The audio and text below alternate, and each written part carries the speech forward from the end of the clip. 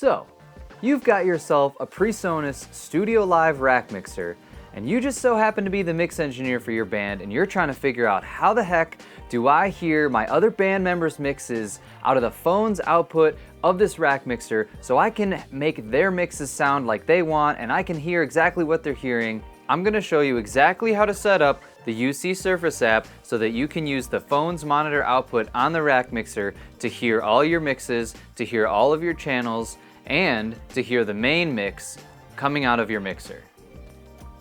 So there's a couple things we gotta go over here before we get started. Now I have my rack mixer mounted in my rack. I have my wireless in-ear unit in this rack, in the back actually. You can't see it, but it's back here.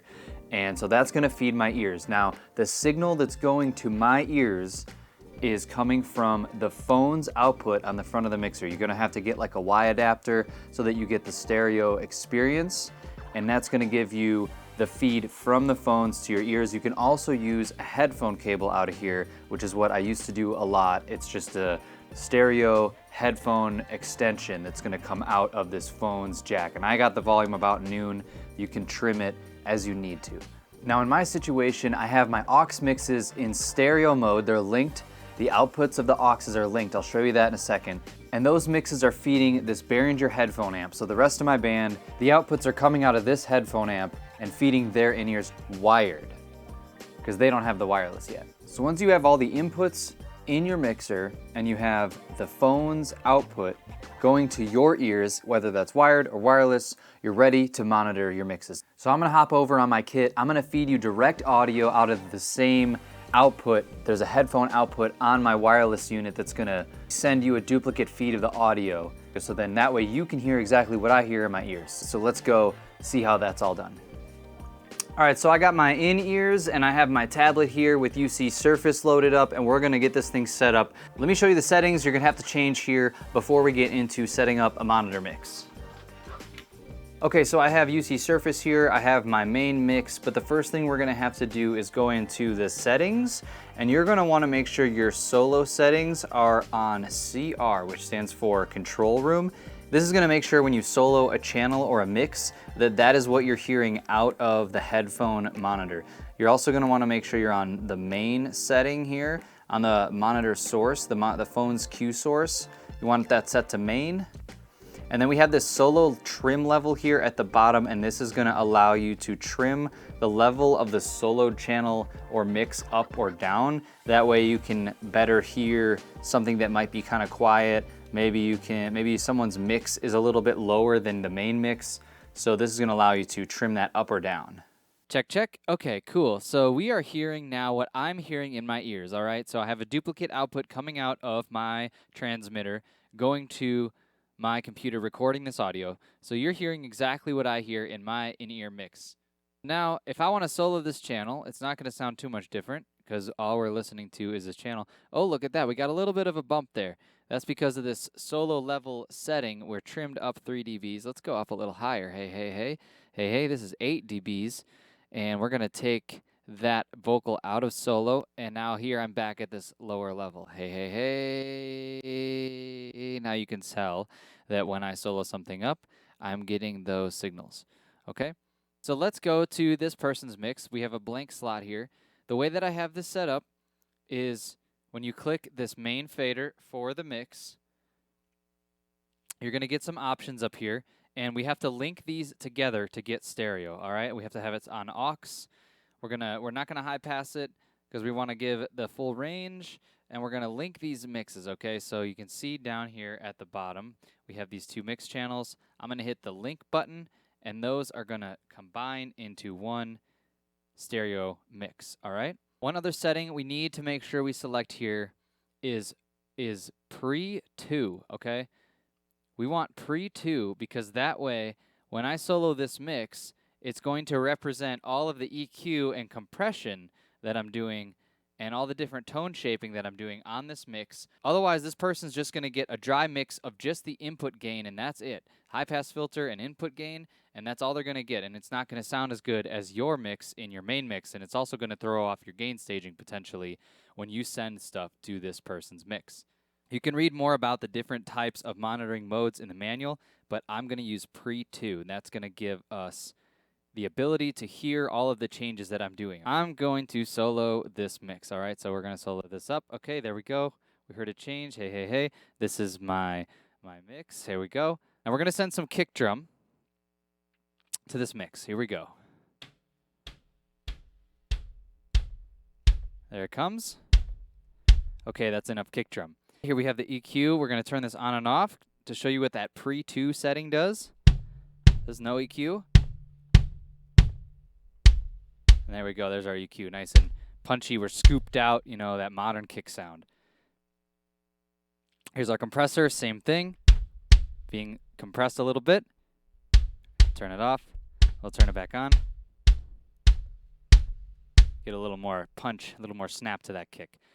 This may or may not sound good in the speakers, but in my ears it sounds good, and that's what I'm wanting to hear. Okay, let's continue building this mix. We'll just throw some snare in here. We'll just get a little bit and see where we're at. Maybe a little more. I like a nice flat mix.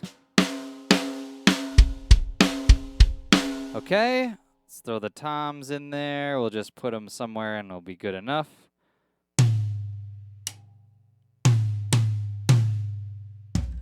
Oh, got my stick here. Let's move that.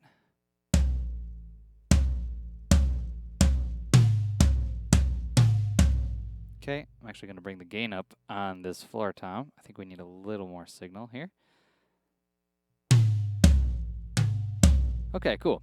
What this doesn't do in this mix is pan the things the way that it is in the main mix, unfortunately. So you do have to go in here and pan things around. If I want this tom over on the left and I want this over on the right, this floor tom over on the right, we're going to pan those items, pan those channels. We'll see how that sounds. There we go. So we get, let's hard pan them so we can really tell. Here's the left. Here's the right.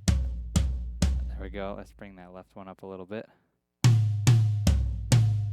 So there you go. Now this band member's asking for some reverb, okay? So I'm going to assume that we have previously sent things to the verb. So we have some things sent to the reverbs before we bring up the effects returns in this mix. This is important. I'm going to assume you've already done this. I'm also going to pop out this side tab here where my effects mutes are. We're going to unmute these effects. Oh, there we go. We're hearing that already. It looks like I've already sent some reverb to this mix. So you can see these faders here. We'll bring them down. There, we're not hearing any reverb now. So we're going to bring this back up. And this is plenty. This is plenty. We should hear some in the drums because I have sent some of the drums to these verbs.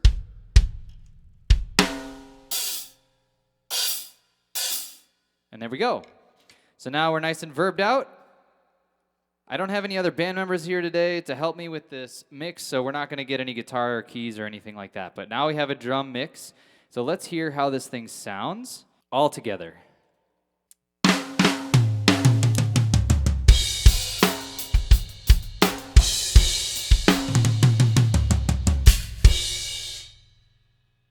Let's unsolo this mix and we'll go back to our main mix. Hey, hey.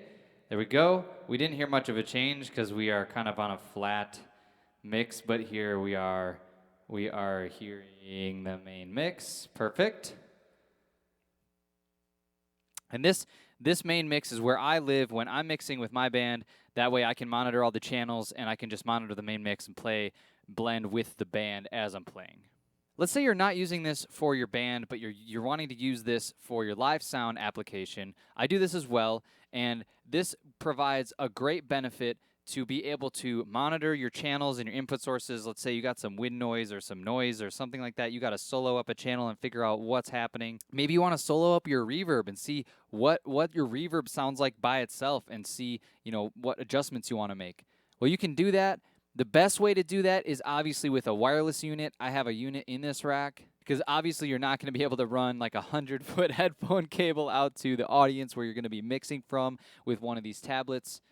But this is really the best way to monitor your inputs and your mixes. Maybe you have some musicians on stage that have in-ears. This will give you the opportunity to solo up their mix, get what they're getting in their ears and make sure they're getting what they need, kind of, and give yourself a perspective on what they're hearing in their ears. I hope this helped you out. Let me know down in the comments if it did.